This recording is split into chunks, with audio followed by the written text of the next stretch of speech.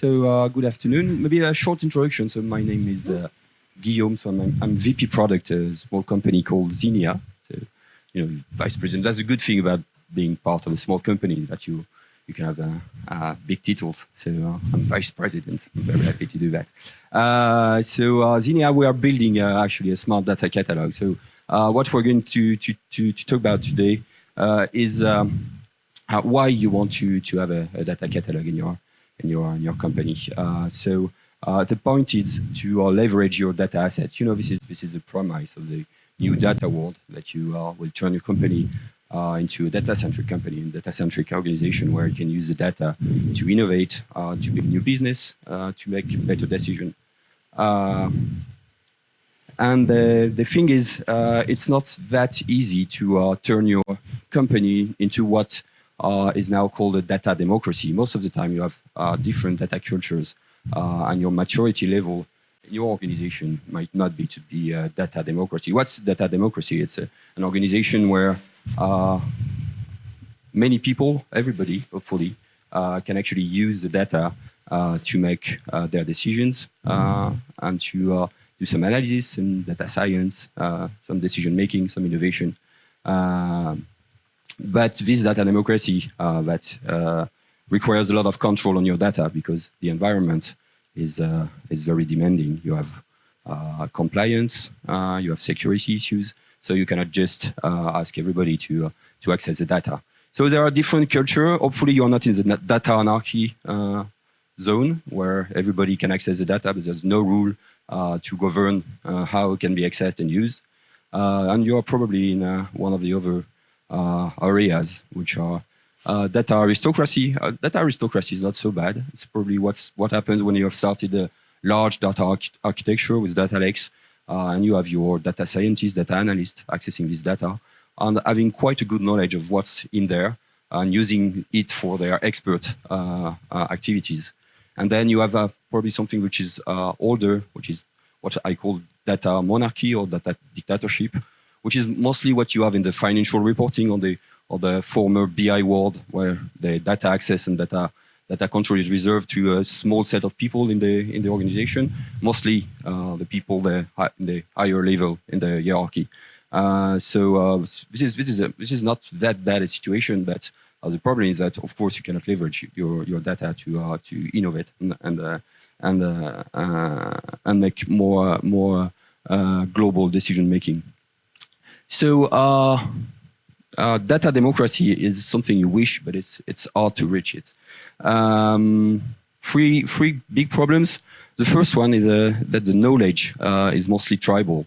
Knowledge about the data is usually kept by the people that produce the data or use it directly. It's very difficult to share and spread in the organization because you have this high level of expertise that you need to actually understand the data and use it. And then you have the mess.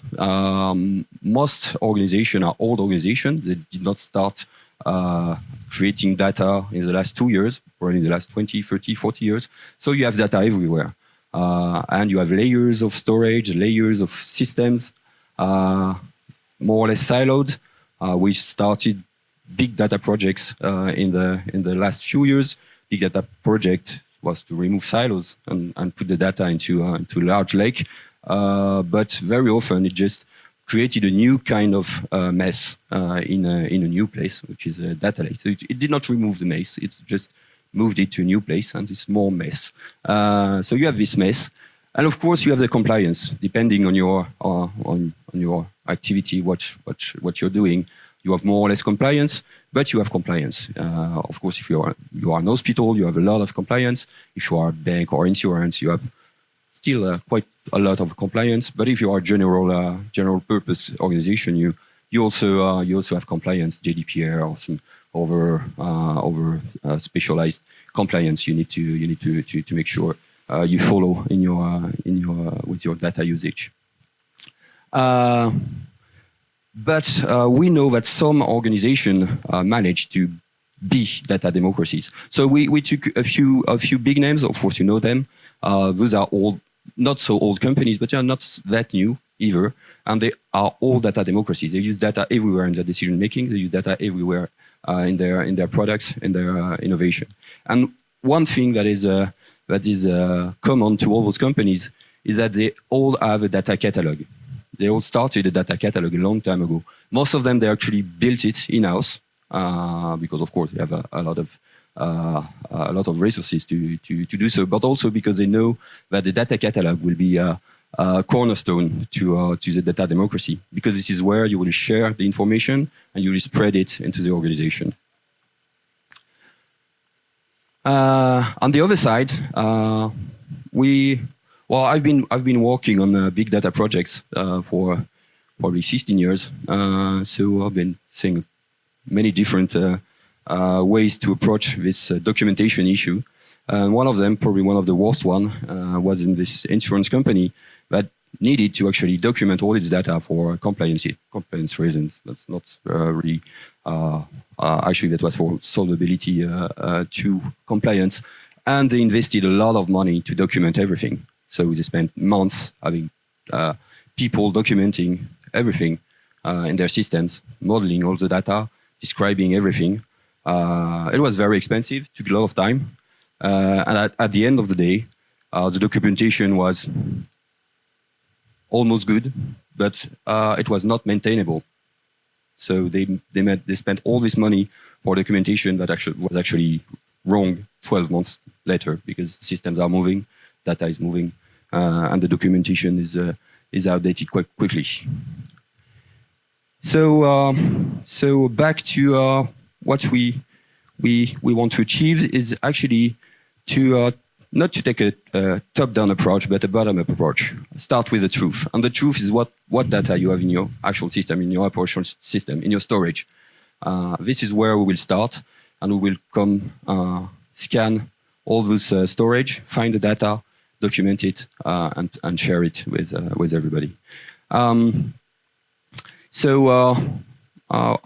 What would be a bottom-up approach? Well, it's quite simple, actually. You have a discover phase that is actually automating the discovery of the data assets in all of your systems, whatever the system is, whatever the storage is, whatever the technology you are using to store and describe the data. So you have this discovery. And then you have probably a set of professionals that we call data stewards that will be working on making sure that all that has been grabbed in your system is properly documented. But they won't do it alone, but they will be helped by algorithms that will learn what kind of data you're using and will help them document them automatically. And once you've built that, you can open the system to business users that will actually use it as a search engine, so they can find, locate, and learn how to use different data, but also collaborate to enrich documentation with usage, warnings, and any relevant information that can be shared with other users and they think is valuable. So that's actually what we've been building at Zeenea. So our data catalog has four pillars. The first one is that it is an enterprise catalog. It's not just, you already have catalogs everywhere today. Most technologies, you come with the catalog. What we have is a catalog that will catalog all your assets, all your storage, not just in your data lake, not just in one of your BI system or your warehouse, but we will document everything everywhere. It's a connected catalog, so we will really connect your storage. To scan it, we have a set of robots that will grab the data and discover and update all the assets. So you can make sure that your catalog actually reflects what is in your operational systems. The catalog is smart. Well, it's not too dumb, actually. But the idea with smartness is that you want to automate everything. I come from a technical background. When you come from a technical background, you know that you don't like writing the documentation. The documentation is always the last thing you want to do. So you push it down the backlog, and usually you're late and you don't do it. So we know it's a pain. It's a pain to create documentation. So if you want a good documentation, you need to automate it as much as possible and help the people that are in charge of maintaining the documentation make sure that it's accurate.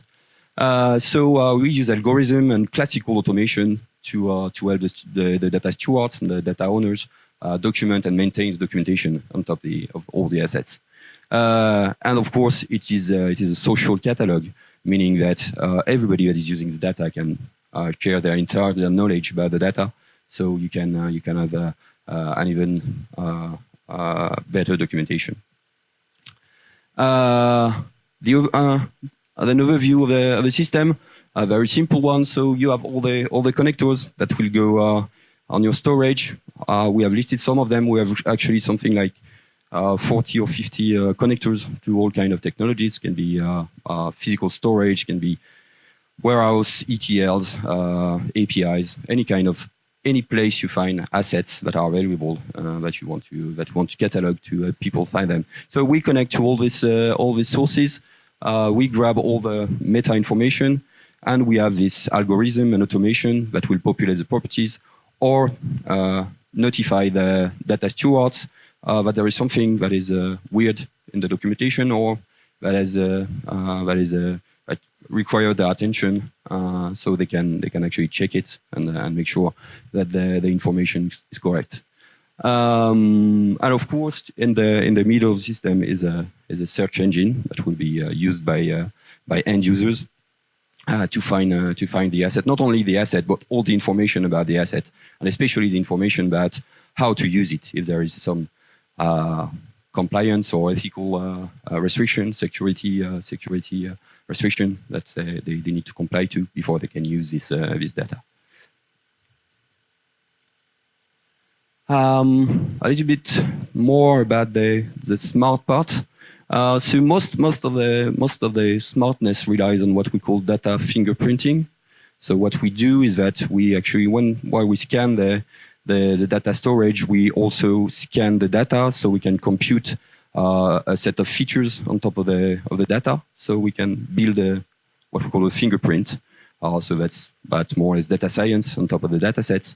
So we have 30 or 35 computation that we make on the data. So we have a fingerprint, and with this fingerprint, we can use deep learning algorithm to learn about the data, what's its meaning. We can relate some data sets to others in your system, detect links, detect duplicates, suggest documentation. So if you have some data that has already been documented, we can suggest that if we find another data set with the same fingerprint, we can suggest that it's probably the same information or the same kind of information, and help the data steward link this information to the right documentation. We also use event-based automation because, of course, you have these smart algorithms, but you also have some dumb algorithm that is just applying rules to document the information based on your internal standards. So that's something we can just do by creating scripts, and when you detect a data set, use its structure or its location or any information that is already present to build the documentation based on your internal rules.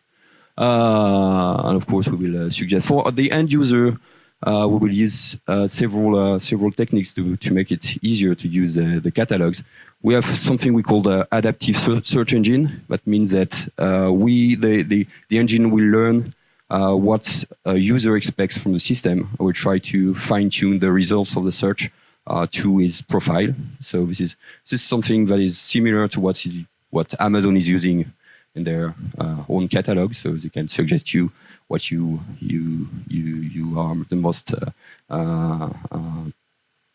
aware of or you most like. So this is a more or less same story. We are using the same kind of technology to try to improve the search results to fit the user profile, and of course recommendation and simple user interface to make it easy to use for the end users. Next, I will ask Benjamin to show you a little bit how it works. So the results for the catalog. So I'll let you. It works? Demo. Yes. Okay. Hello, guys. First, you have to know it's the first time for me, so don't go too strong to me. Okay, so first, as you can see, you have to connect. So we do believe in data democracy, but we want to secure her, so nobody cannot access to that.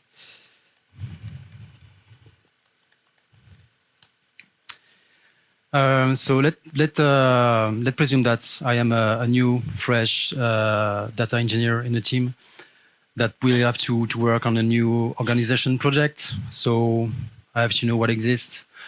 I have to know the past. I have to know the management system where I can find data and to analyze all the structure, the hierarchy, maybe some clue about management, and of course, because it's secure, only metadata, employees themselves. So I have to know where are these data.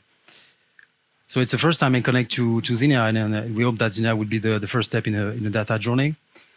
I just look at this search bar. Maybe I wonder if it's also strong that Google.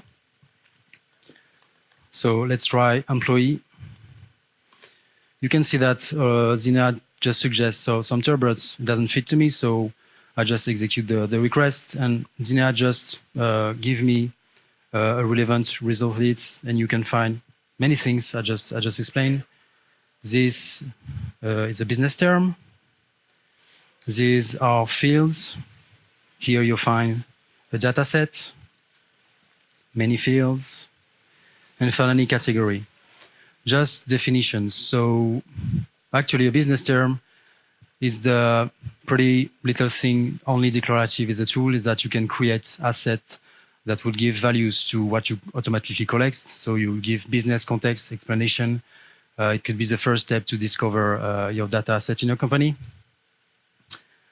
Fields, it's the field of a file, the column of a table, which is really materialized in your system. Okay, so just remember we have in Zeenea only metadata, not data. The data set just represents the table or the file, the container of all the data materials in the system. And finally, the category is just something you need to organize what you collect. And it could be a use case, it could be a business domain, it could be a process, just to make this clean in your collection.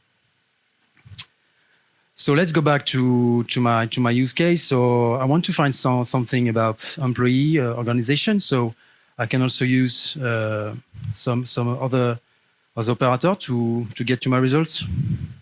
I'm pretty close. I can see that with all my documentation. I see a category. So close to what I found, it's HR exports.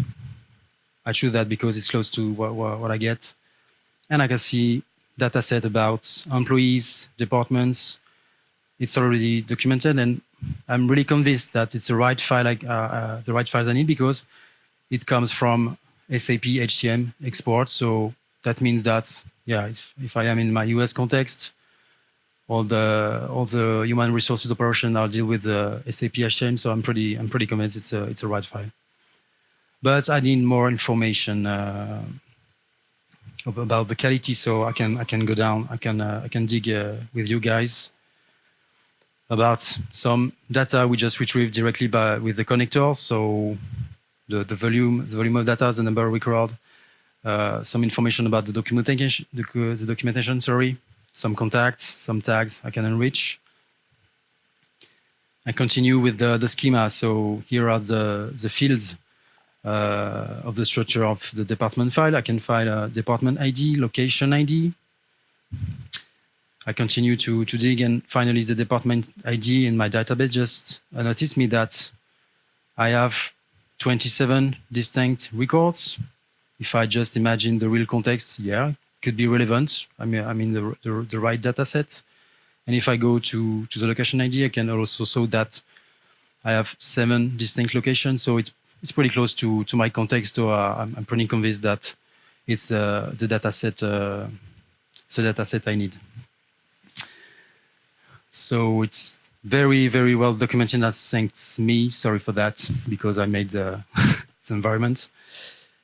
And you can directly contact the people if you connected to your Active Directory or LDAP with the phone or the mail of the people. So it's easy to connect people directly in the tool to share information. So all the thing is not magic. Okay, so now I will show you how simply it works.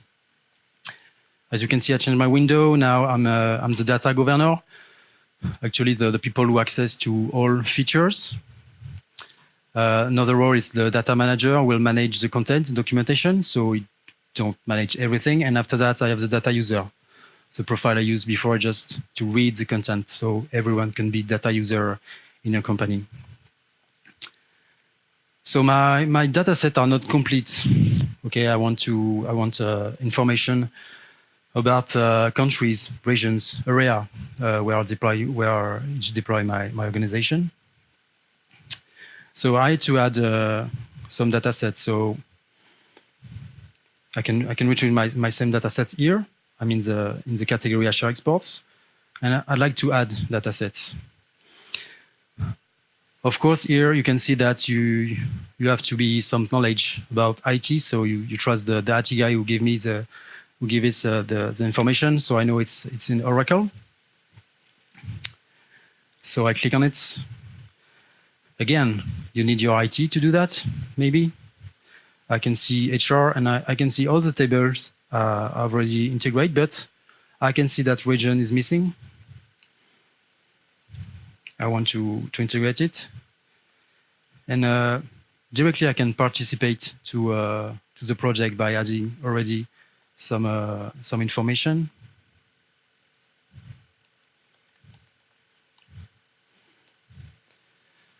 Some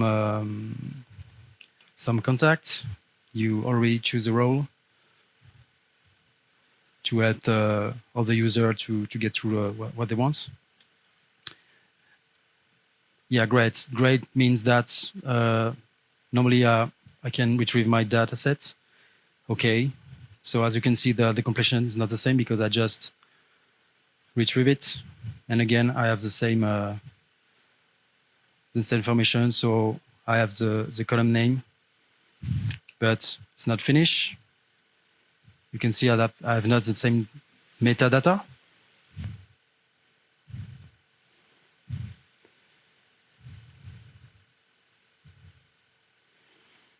Something you can plan automatically when you install Zeenea in your context is that lot of routine can automatically scan all your documentation and give more information about your data. And if I go back,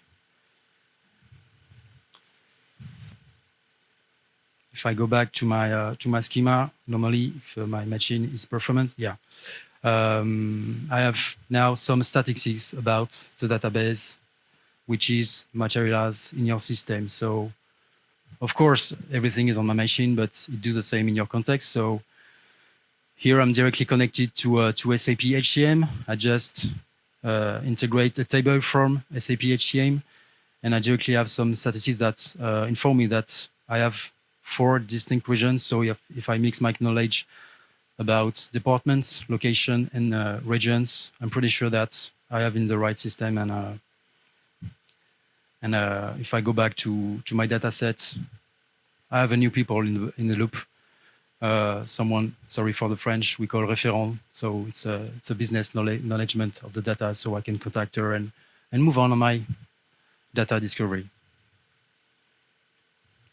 So here is a sneak peek about what is an enterprise data catalog. So now if you have any questions. Yes. Sorry. Do you have any tools for automatic discovery of data? So, for example, if I use S3 or Google Cloud Storage, that you can pick up all the stuff that's there. So I don't need to manually add all my data sets. No, what we will discover, we will make an automated inventory of all the assets that are in your storage. Whatever the storage can be S3 or GCP or Redshift, Hive, anything actually. We make the inventory, but there is a curation that you need to select your catalog, because you might not want to document everything, because very often in the systems you have temporary tables or work tables that are not meant to be cataloged and used in any other context. So you need the data steward, the guy that is aware of the system, to select which one will be integrated into his catalog. What we've seen is that this is done in background. You select the data sets you want to import, and then in the background we will have a job that will actually grab the data sets, run the different jobs to find out what is meant what is the meaning of the data in the data sets. So here you can see the connectors that I have on my machine. So you just pick the right one, and you just have to have the account with the login, the password. If you breach, of course, all the security gateway, you just connect directly to the system, and like Guillaume said, you just scan the environment, and everything begin to what I show you. Yeah. So you mentioned that you had like a lot of connectors, right? But some of those things already have a data catalog like as a point solution. So I wonder, do you work directly with the data, or do you work with the data catalogs? Like for example, for Hadoop, do you work with like the Atlas there, or more with? Yes, we can. If you have Atlas in Hadoop, we can connect directly and use Atlas APIs to actually. Rather than scanning outside the Hadoop directories, it can be a little bit tricky to actually discover the datasets in Hadoop, because it might or might not be standardized. So if you have Atlas, it's much easier for us to grab this information. Not only we see Atlas more or less as you can see system tables in a traditional relational database. You have. On GCP, Google has just released the Google catalog. That's the same story. So this is very technical catalogs. So you have an inventory of what's in there. So this is a good source of information for us. So we can just connect to the sources, grab the information, and then make it meaningful for the business people. Yes. Another question? Last one. No. No. We're out of time. This time. Sorry. Sorry.